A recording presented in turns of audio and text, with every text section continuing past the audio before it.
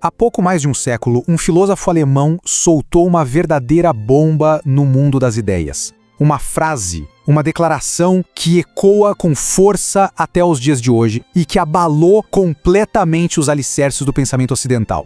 Deus está morto. Olha, com só essas 3 palavras, Friedrich Nietzsche não estava comemorando, não. Ele não era um ateu festejando. Na verdade, ele estava fazendo um diagnóstico. O diagnóstico da maior crise que a humanidade talvez já tenha enfrentado. Pensa assim, era o colapso do chão sob os nossos pés.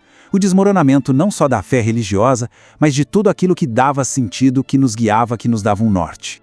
Mas o Nietzsche não nos deixa nesse vazio, nesse abismo. Pelo contrário, ele nos ofereceu um caminho bem radical para seguir em frente. Uma forma de superar essa crise e, quem sabe, encontrar um propósito totalmente novo. Então vamos mergulhar um pouco mais fundo nessa história. Vamos começar pelo começo para entender de verdade o que estava por trás dessas palavras tão famosas e muitas vezes tão mal compreendidas. Ok, vamos lá. Quando Nietzsche disse Deus está morto, ele não estava falando de teologia. Ele era um filósofo, não um padre. Ele estava, na verdade, constatando um fato cultural.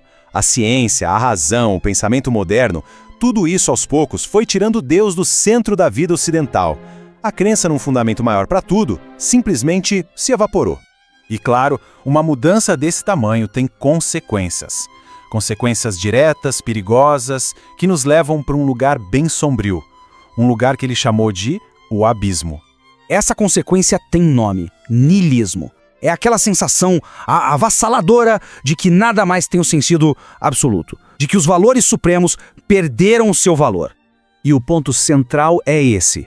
A humanidade, que sempre se apoiou em valores que vinham de fora, de cima, de repente se vê sem chão. Pensa bem, o que antes era pecado, agora é só uma escolha. O que era virtude, agora é só uma convenção social.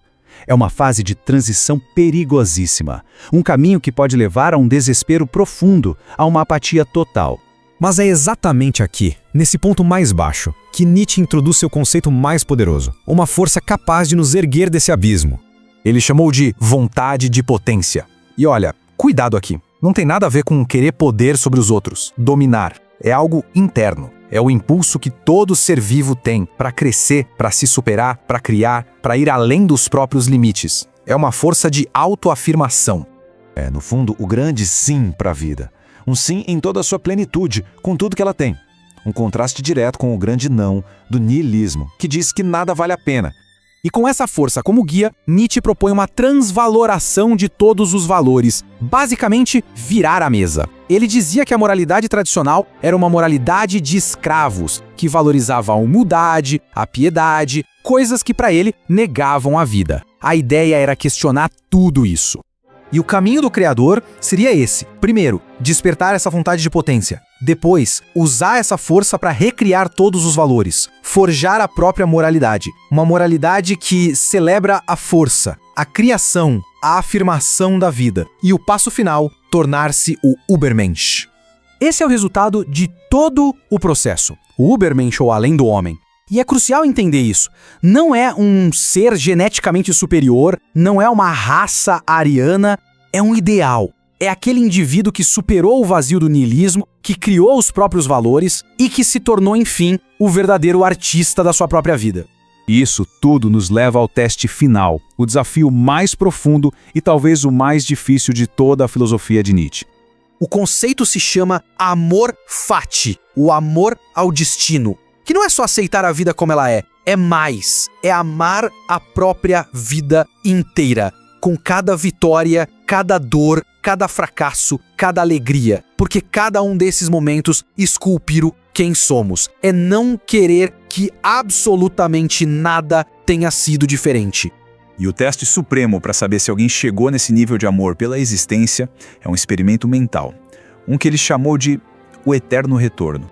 Imagina o seguinte: e se fosse preciso viver a própria vida de novo? E de novo, e de novo, para sempre.